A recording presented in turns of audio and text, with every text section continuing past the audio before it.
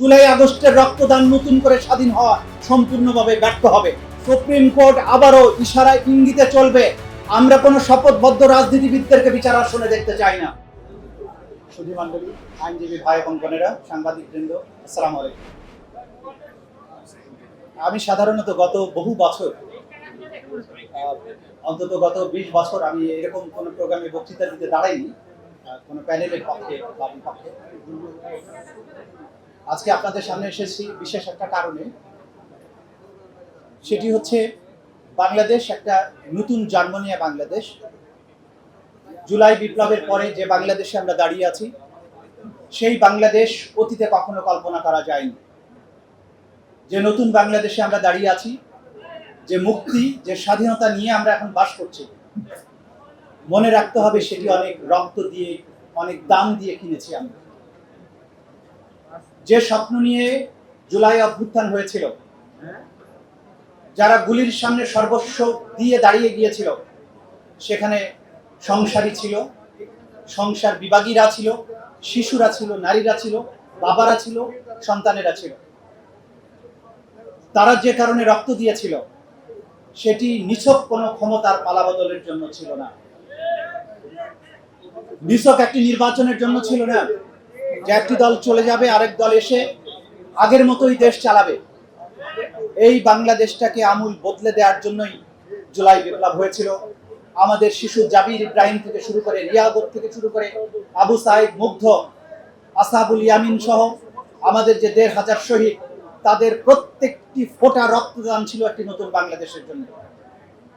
যেই বাংলাদেশে বিচারকরা এক্সিকিউটিভের কাছে মাথা নত করবে না, যে বাংলাদেশে আইন মন্ত্রণালয়ের ফোনে আদালতের রায় পরিবর্তিত হয়ে যাবে না, যে বাংলাদেশে মন্ত্রীদেরকে প্লিজ করার জন্য ম্যাজিস্ট্রেট বিরোধী দলীয় কর্মীদেরকে, যেখানে 1 সেকেন্ডের রিমান্ড হওয়া উচিত নয়, গ্রেপ্তার হওয়া উচিত নয়, সেরকম জায়গায় দিনের পর দিন রিমান্ডে দিয়ে তাদেরকে টর্চার করার পরে আবার যখন তাদেরকে 164 করার জন্য ম্যাজিস্ট্রেটের কাছে প্রডিউস করা হয়, তখন ম্যাজিস্ট্রেটরাই বলেছে যে ওকে তো বানানো হয়নি ঠিক মতো, সেই জন্য সে 164 করছে না।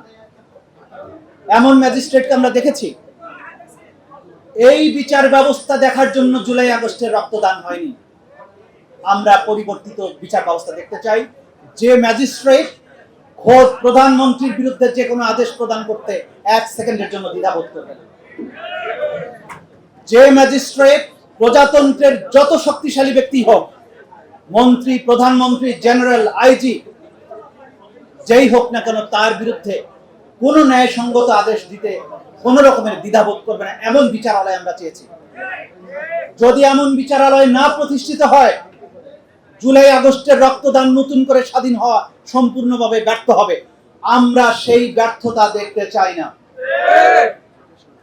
যে রক্ত আমাদের শহীদেরা দিয়েছেন, যারা অঙ্গহানি শিকার হয়েছেন, যারা জেল জুলুমের শিকার হয়েছেন, নির্যাতনের শিকার হয়েছেন, সার্জিস এখানে বসে আছে। হসপিটালে আমি সার্জিস একসাথে গিয়েছি, আহতদের কাতরানি আমরা দেখেছি।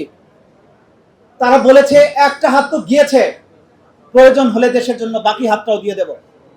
তারা নিছক ক্ষমতার পালাবদল দেখতে চায়নি, তারা বাংলাদেশের আমূল বদলে দেওয়া দেখতে চেয়েছে। সুতরাং সুপ্রিম কোর্ট আবারও ইশারায় ইঙ্গিতে চলবে, এমন সুপ্রিম কোর্ট আমরা দেখতে চাই না। সুপ্রিম কোর্ট সত্যিকার অর্থেই বাংলাদেশের সুপ্রিম কোর্ট হবে। আমি আমেরিকার উদাহরণ দিতে চাই।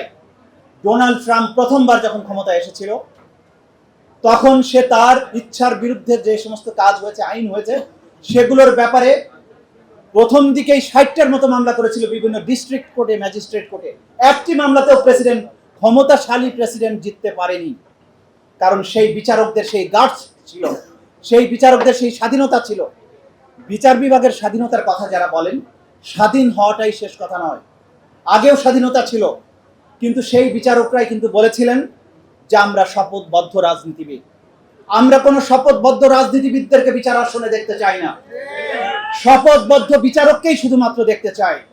আজকে যে তরুণ প্রজন্ম এখানে আছেন, তাদেরকে অনুরোধ করব, কোনো প্যানেল বা দল বড় কথা নয়।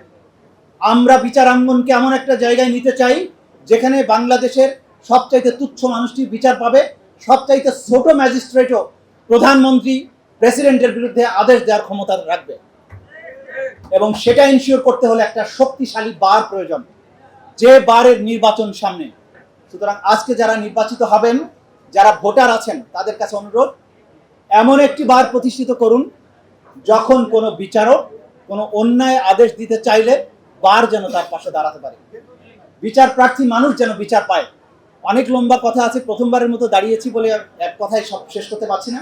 ভবিষ্যতে আবারও দেখা হবে ইনশাল্লাহ। আপনারা যদি ঐক্যবদ্ধ থাকেন, সচেতন থাকেন, তাহলে যত বড় মেজরিটি থাকুক, এই রাষ্ট্রকে ভুল পথে পরিচালিত কেউ করতে পারবে না। 2/3 হোক, 3/4 হোক, কিছু যায় আসে না। আপনারা যদি ন্যায়ের পথে থাকেন, আপনারা যদি আইনের বুদ্ধির চর্চা করতে পারেন, সঠিকভাবে বিবেককে কাজে লাগাতে পারেন, কেউ পরাজিত করতে পারবে না। আজকের এই প্যানেল পরিচিতি সভায় সবুজ প্যানেলের প্রার্থীদের বিজয়ের জন্য আপনাদের সবাইকে কাজ করার অনুরোধ জানিয়ে, নতুন একটি বাংলাদেশের যে স্বপ্ন আমরা দেখছি, আমরা স্বপ্ন বাস্তবায়ন শুধু দেখি নাই, স্বপ্ন বাস্তবায়নের জন্য কাজ করছি। সেই স্বপ্ন আমরা বাস্তবায়ন করব। আমরা শুধু আশাবাদ দিচ্ছি না, বাস্তবায়ন করবো ইনশাআল্লাহ। সেই সুদিনের প্রত্যাশায় আপনাদের সাথে দেখা হবে মুক্ত বিচারালয়ে, মুক্ত বাংলাদেশে ইনশাআল্লাহ। সবাই ভালো থাকবেন। আসসালামু আলাইকুম।